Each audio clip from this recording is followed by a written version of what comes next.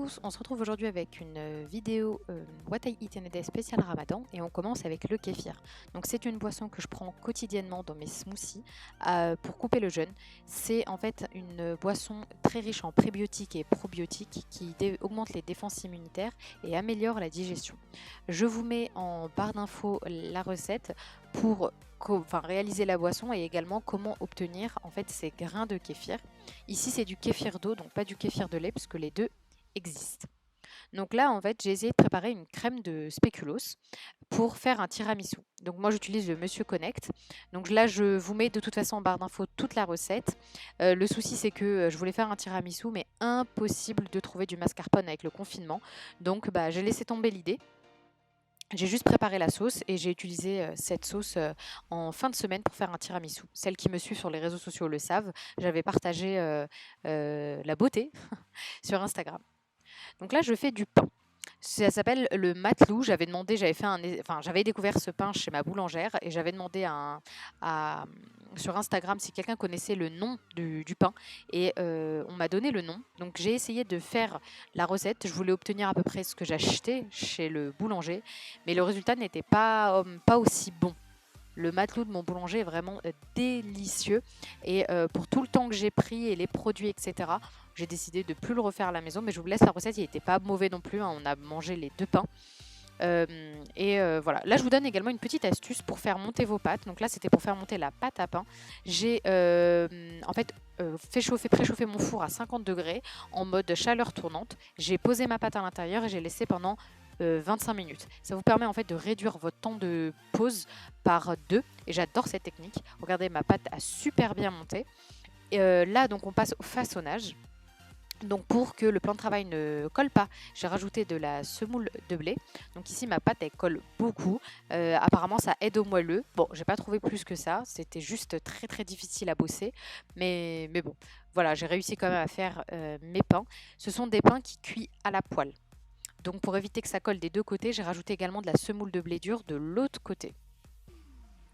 Donc afin de la faire cuire à la poêle, il faut faire un trou au milieu et ensuite vous le faites cuire à la poêle environ 2-3 minutes sur chaque face et votre pain est prêt. Il est délicieux avec la shorba.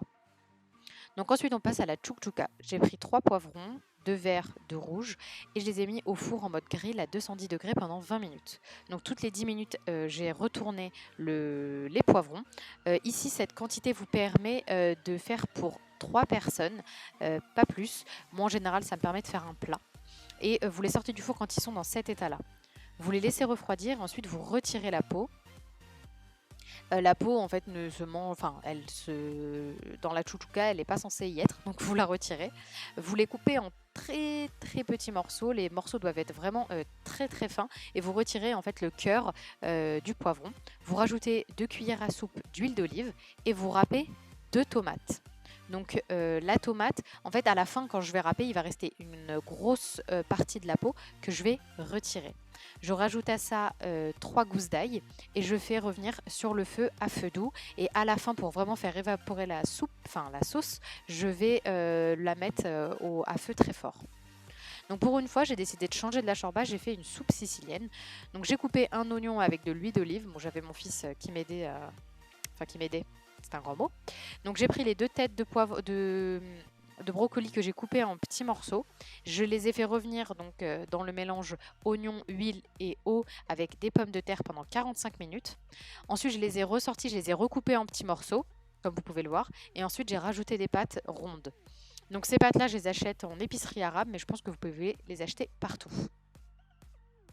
Ça remplace très bien la shorba. Enfin, faut aimer les brocolis pour ça. Donc ici maintenant on passe au smoothie, c'est ce qui me fait couper en fait mon jeûne. Je mets de l'ananas et des fruits rouges. J'ajoute à ça beaucoup de vitamines avec des graines de chia, des graines de chanvre, du gel d'aloe vera, ça permet vraiment d'améliorer la digestion, et 2 de mes vitamines, donc le Vitality de Purasana, ainsi que le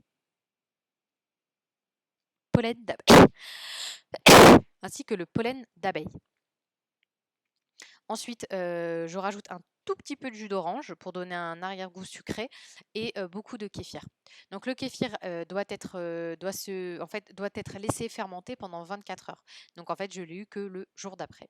Ici, vous avez mes bourrecs au bœuf que je fais par vingtaine et qu'ensuite je laisse congeler. Et pour le dessert, j'ai utilisé quand même ma crème de spéculoos avec un fondant au chocolat dans de la crème anglaise. Et voilà! N'hésitez surtout pas à vous abonner et à partager ma chaîne. On se retrouve dans une prochaine vidéo. Bye!